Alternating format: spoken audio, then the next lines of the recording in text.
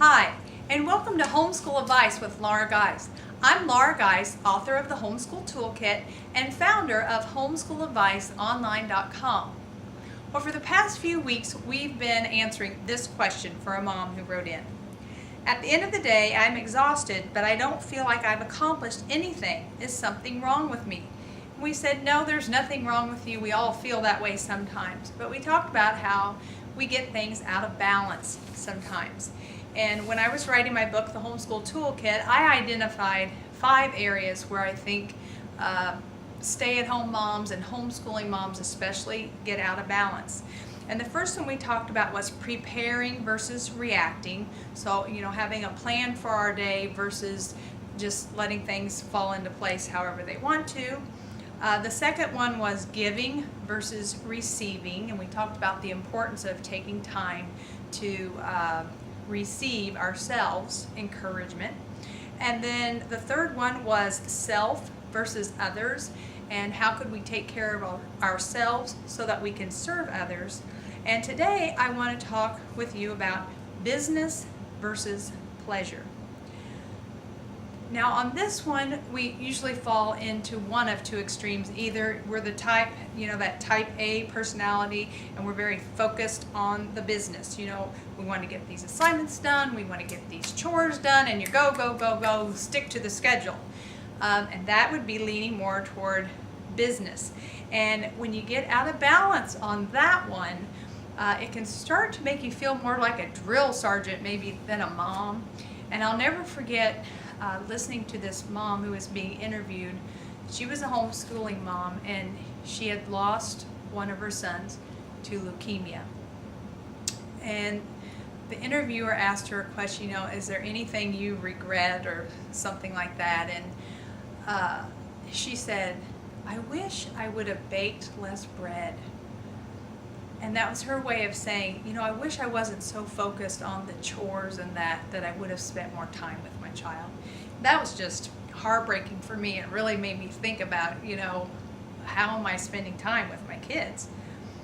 But another thing, if we're all business, sometimes, we have to be the business person. We have to get the assignments done.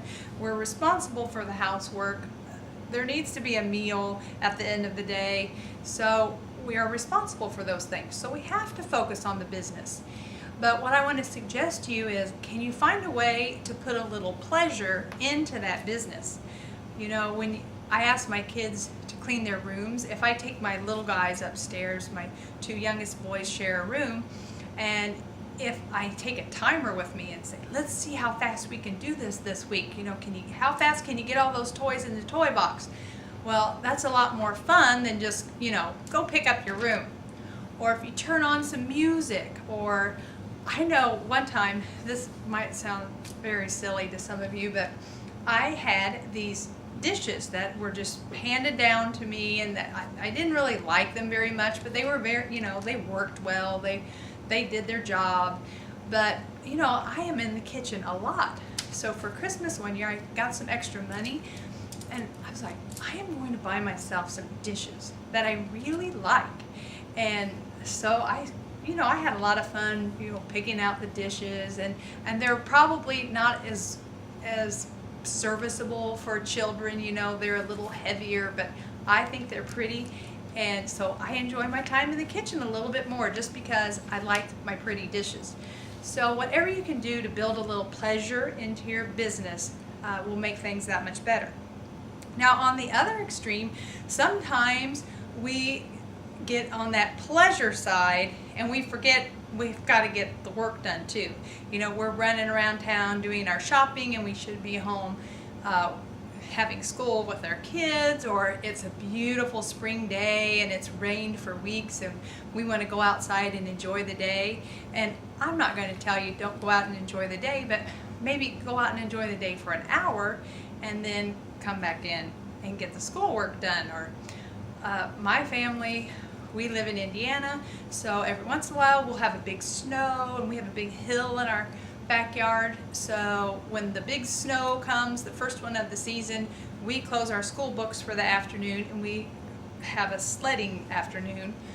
But The next day, you know, the sledding's on their time. When they finish their schoolwork, then they can go sledding. So it's a once per season, we cut the schoolwork, but otherwise we stay with our schoolwork and work in the sledding when we can.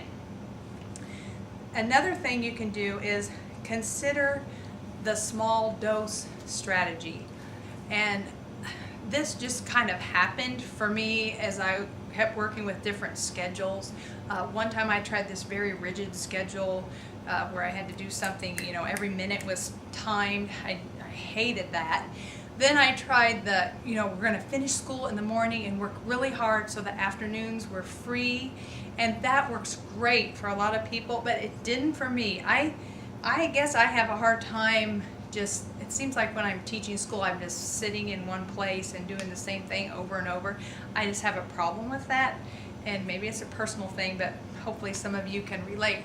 So what I did was I would do, you know, a couple subjects, and then I would get up and, you know, fold the laundry and put it away.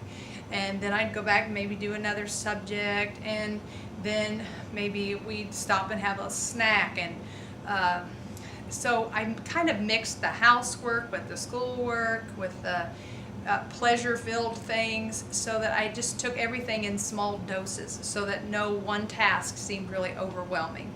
And that's the kind of schedule that worked for me. So if you have a hard time, you know, don't like to stick with one thing for a long time, maybe that will work for you. So I hope some of these suggestions are helpful for you. Next week we'll talk about our last area where we sometimes get out of balance when we're a stay-at-home mom, or especially a homeschooling mom. So I hope you'll join me then.